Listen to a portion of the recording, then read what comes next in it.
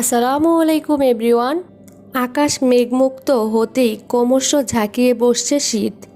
আর শীত পড়তেই সর্দি কাশি, বুকে কফ জমার সমস্যা বাড়তেই শুরু করছে ঘরে ঘরে।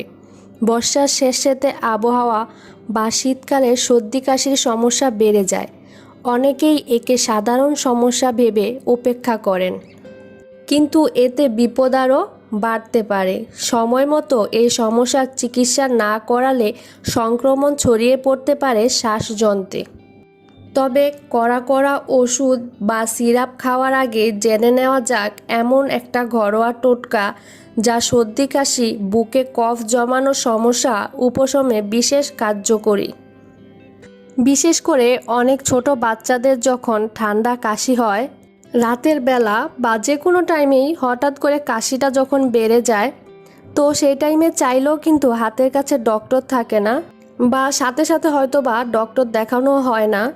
তো প্রাথমিক অবস্থায় যদি আমরা কিছুটা ট্রিটমেন্ট করতে পারি বাসায় থাকা কিছু উপকরণ দিয়ে, তাহলে দেখা যাবে কি বাচ্চার ঠান্ডা কাশি অনেকটা কমে যেতে পারে, যার ফলে অবশ্য ডক্টরের কাছে আর নাও যাওয়া লাগতে পারে। তো সেই রকমই একটা হোম রেমেডি আমি আজকে আপনাদের তৈরি করে দেখাবো। এই রেমেডিটা তৈরি করার জন্য কিন্তু বাসায় থাকা মাত্র 2টা উপকরণ দিয়ে আপনি তৈরি করে বাচ্চা বা বড়দেরও ঠান্ডা কাশি সমস্যা সমাধান করতে পারেন। এই রেমেডিটা তৈরি করার জন্য আমার প্রথমেই লাগবে দারুচিনি। দারুচিনি আমরা মশলা হিসেবেই চিনি। খাবারের স্বাদ ও সুগন্ধের আলাদা মাত্রা যোগ করতে দীর্ঘদিন ধরে ব্যবহৃত হয়ে আসছে দারুচিনি।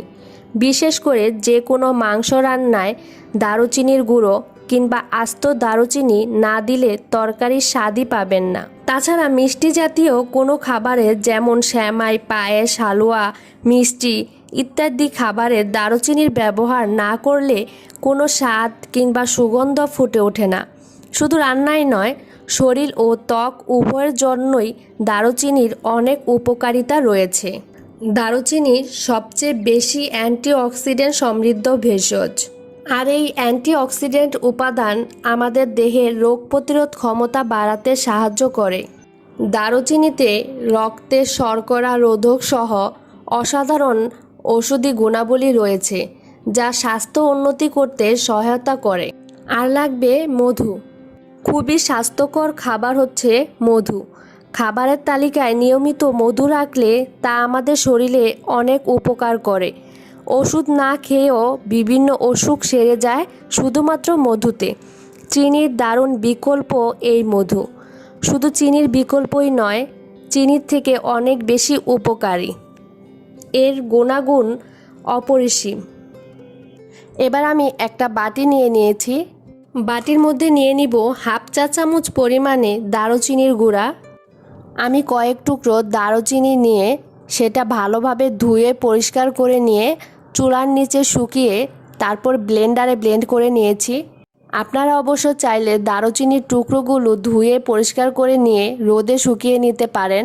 রোদে শুকিয়ে মুচমুচে করে নিলে ব্লেন্ড করতে সুবিধা হয়। আপনারা চাইলে কিন্তু শিলপাটাও বেটে নিতে পারেন।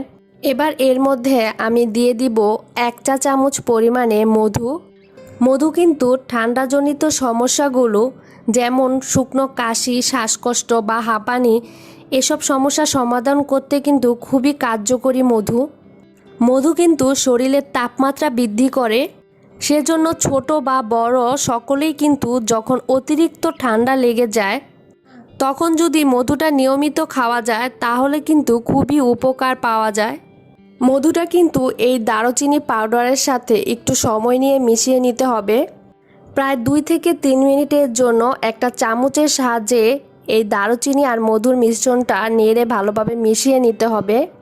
কারণ দারুচিনির পাউডারটা কিন্তু একটু শক্ত টাইপের, আর মধুর সাথে এটা ভালোভাবে মিশিয়ে নিলে এক সময় দেখা যাবে এটা একটা ক্রিমি ভাব হয়ে যাবে।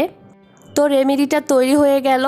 এটা যদি দেখেন বাচ্চাদের হালকা কাশি বা বড়দেরও হালকা কাশি হলে তখন কিন্তু এই রেমেডিটা খুব ভালো কাজ করে।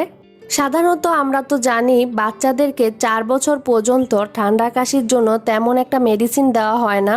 হালকা যে ঠান্ডাজনিত সমস্যা আছে সেই সমস্যাটা সারাতে কিন্তু এই রেমেডিটা খুব ভালো কাজ করে।